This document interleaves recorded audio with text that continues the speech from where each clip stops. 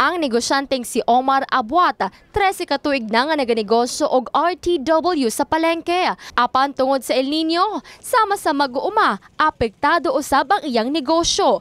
Tungod kay kasagaran sa iyang mga customer, gikan sa bukid o mga lagyong lugar. Kung kaniadto, anaa sa 3,000 ka pesos ngadto na sa 4,000 ka pesos ang iyang halin. Karon, anaa na lamang kini sa 1,000.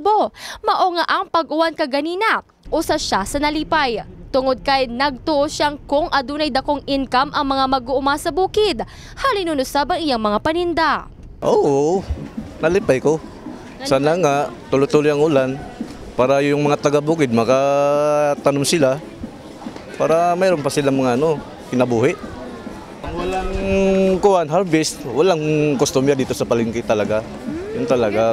Oo, yun talaga. Samtang mag-usa na kabulang walay halin ang lagaraw ni Tata Kawag. Matud niya, unsa pa kuno ang tapason sa mga mag-uuma nga karon perti ng lugia. Tungod wala na puslan og nangalaya na lamang ang mga tanom.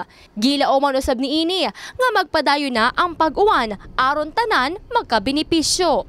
Kasi wala na magbili kapag walang farmers.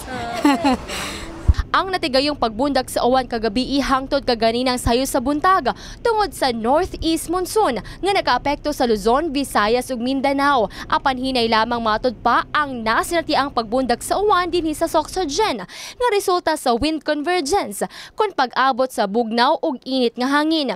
Normal lamang matud pa ang maong kondisyon sa panahon bisan pa og napailawom kita sa El Nino phenomenon. So asahan natin yan, although mamayang hapon maaaring gaganda na rin yung ating panahon.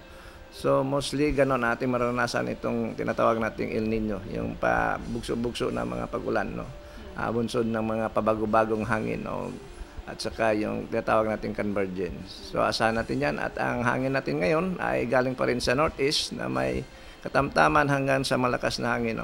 At ang ating mga baybayang dagat ay magiging katamtaman hanggang sa maalo ng karagatan. Masinatian ang katag-katag nga pagbundak sa uwan matag gabi o bisan pa sa kadlawon. Dili usab maingon kung hangtod karos amulungtad ang pagbundak sa uwan. Miigo ang ilabihang kainit sa panahon nitong tuig 2015 sa bulan sa Oktubre, Nobyembre ug Disyembre. O karong bulana, miubos ang temperatura apan magpabilin gihapon ang paglagiting sa kainit sa panahon hangtod na sa bulan sa Abril. Ang El Nino, patuloy natin naranasan yun. Sa ngayon, although yung peak ng yung pinakamataas na average na nila, yung October, November, December. Ngayon, January, medyo bumaba, pero nag-indikasyon pa rin ng malakas na El Nino. So, strong El Nino pa rin sa ngayon. So, asahan pa natin yan hanggang sa June.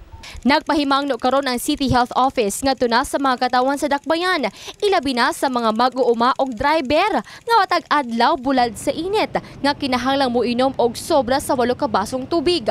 Og kanunay magpa-check up sa mga health centers aron ma-monitor ang blood pressure.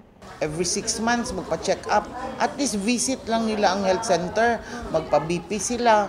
Naaman unsahay mga libre ka na mag-check good og FBS, mga sa laboratorio. Dapat aware pud ang mga katawhan ana. Ma-health conscious ba na magpatan-aw sila diha sa health center. Kay ang kadaghan nalipong na dayon or nawad-an na dayon og malay, mao pa na ang makatapak sila og ospital. Matod sa Pag-asa, nagtala og 4.5 mm ang uwan kagabi. Samtang ang temperatura karon sa dakbayan ana lamang sa 23 degrees Celsius ngadto na sa 32 degrees Celsius. Na-record alas 2 sa hapon ang pinakainit nga temperatura sa dakbayan. Jess Saladuna, Brigada News.